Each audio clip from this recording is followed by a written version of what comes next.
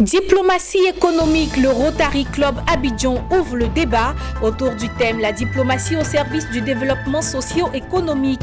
Et puis lancement de la 6e édition de Medical Expo Côte d'Ivoire, le Salon international de la santé va ouvrir ses portes en avril prochain. Bienvenue à toutes et à tous, vous suivez le journal. La diplomatie économique était au cœur du meet-up du Rotary Club Abidjan à bord d'un bateau-bus sur la lagune Ébrié. Une conférence de presse autour du thème « La diplomatie au service du développement socio-économique » a été animée par Jean-Marie Sommet, directeur de la diplomatie économique au ministère des Affaires étrangères, Pierre Tebeu et Ismaël Doza. Le cadre était bien choisi, un bateau-bus. Les invités triés sur le volet, les membres du Rotary.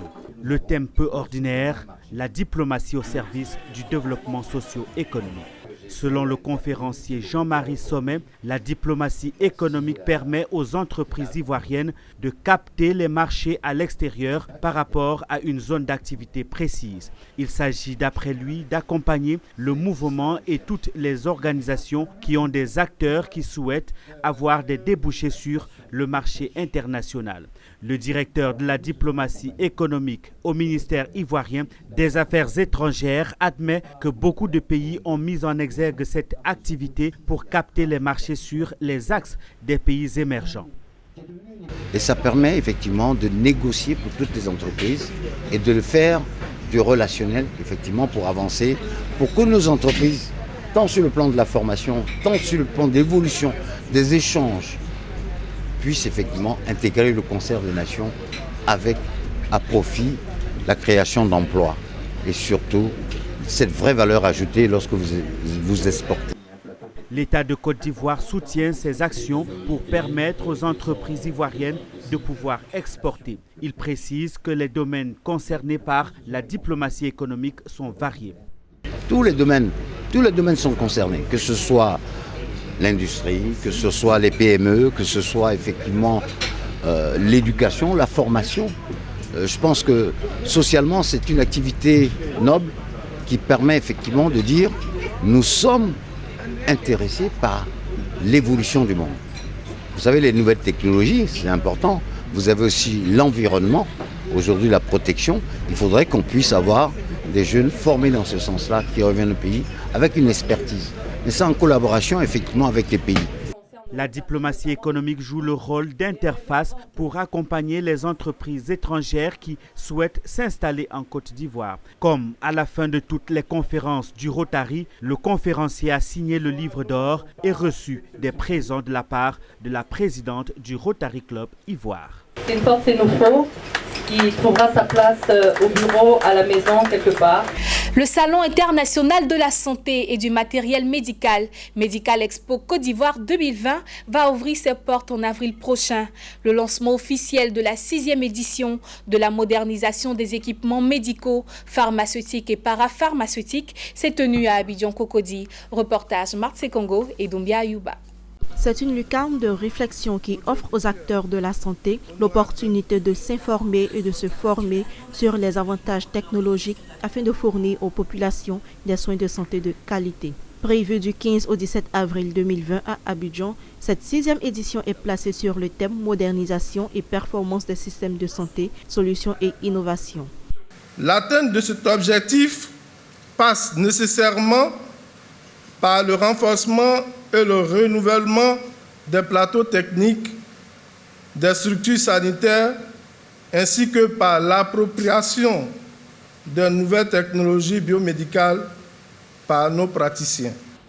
Une des innovations que nous allons avoir avec ce salon, c'est le fait qu'une convention va être signée avec un centre d'excellence pour la maintenance de l'équipement. Au programme, des panels, des rencontres B2B, des ateliers et expositions entre les acteurs de la santé et les professionnels venus de la Turquie, pays à l'honneur de cette édition 2020. To have access to everybody for health facilities. So the cooperation between Turkey and Côte d'Ivoire will be able to C'est très important de coopérer ensemble car cela permettra de faciliter la relation entre les deux pays. Il faut dire que ce salon permettra d'unir nos forces afin d'aider le secteur privé ivoirien à booster son expérience dans le secteur sanitaire.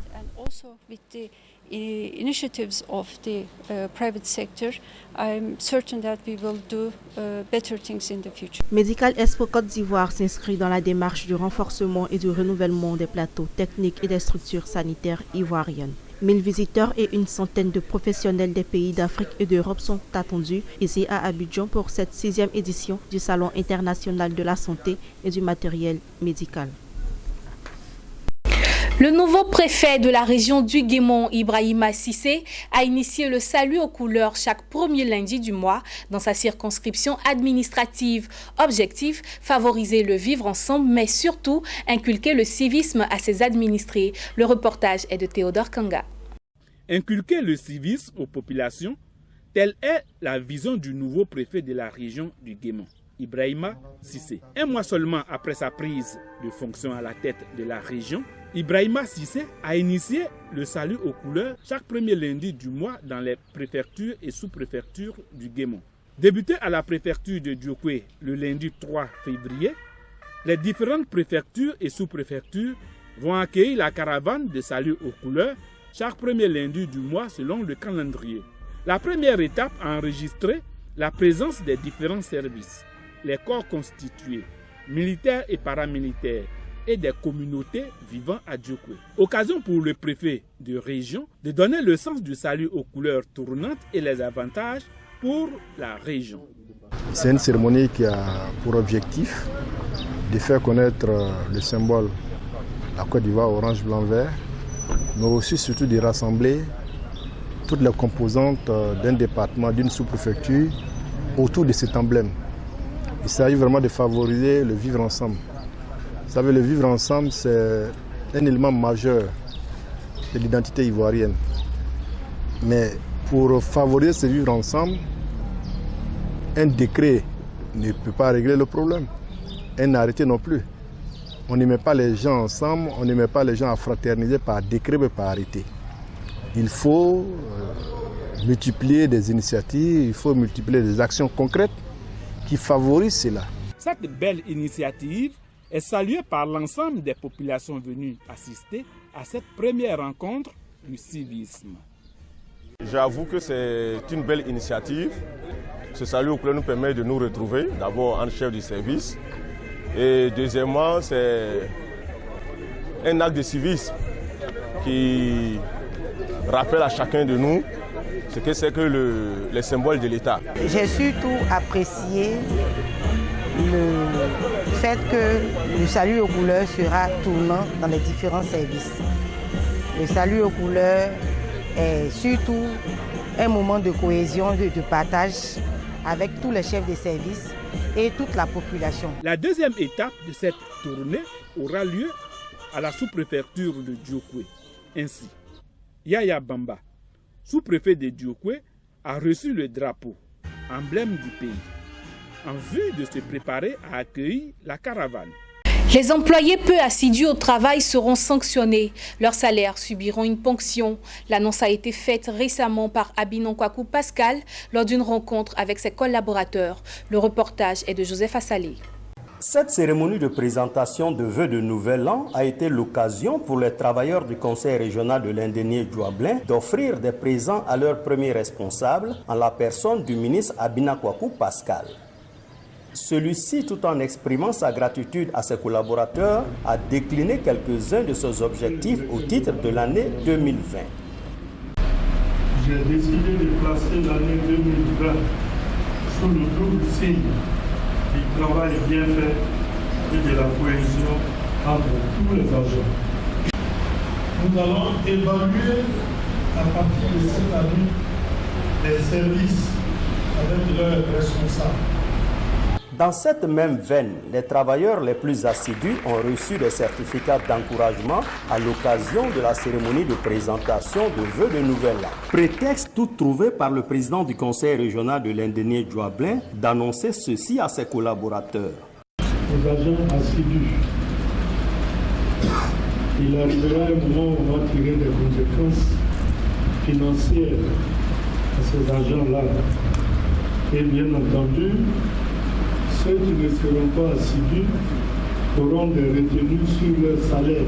Au nom du personnel, Wassolou Nyepa a pris des engagements pour le meilleur fonctionnement de leur service. Travailler effectivement pour mériter nos salaires, avoir le sens de la mesure et à ne pas tremper dans la corruption. Les agents distingués se sont engagés particulièrement à faire davantage afin de continuer de glaner des lauriers. Pour terminer, la compagnie canadienne Semafo a annoncé le redémarrage des activités à la mine d'or de Bangou au Burkina Faso. Elle avait suspendu l'exploitation du site il y a environ 3 mois suite à l'attaque d'un convoi qui a coûté la vie à 39 employés et blessé 60 autres. Pour éviter de revivre le cauchemar de novembre dernier, la compagnie déplacera les employés par hélicoptère et ensuite par avion, en attendant que le gouvernement améliore davantage la sécurité du transport terrestre. Et puis au Togo, le mécanisme incitatif de financement agricole, fondé sur le partage des risques MIFA-SA, va bénéficier d'un financement de 7,5 milliards de francs CFA du Khalifa Fund en vue d'appuyer le développement des PME-PMI dans les chaînes de valeur agricole. Globalement, le projet vise la création d'un peu plus de 13 000 emplois, en particulier chez les jeunes et chez les femmes. C'est ici la fin de ce journal. Nous avons pris un immense plaisir à vous le présenter. Merci de rester sur Business 24 Africa.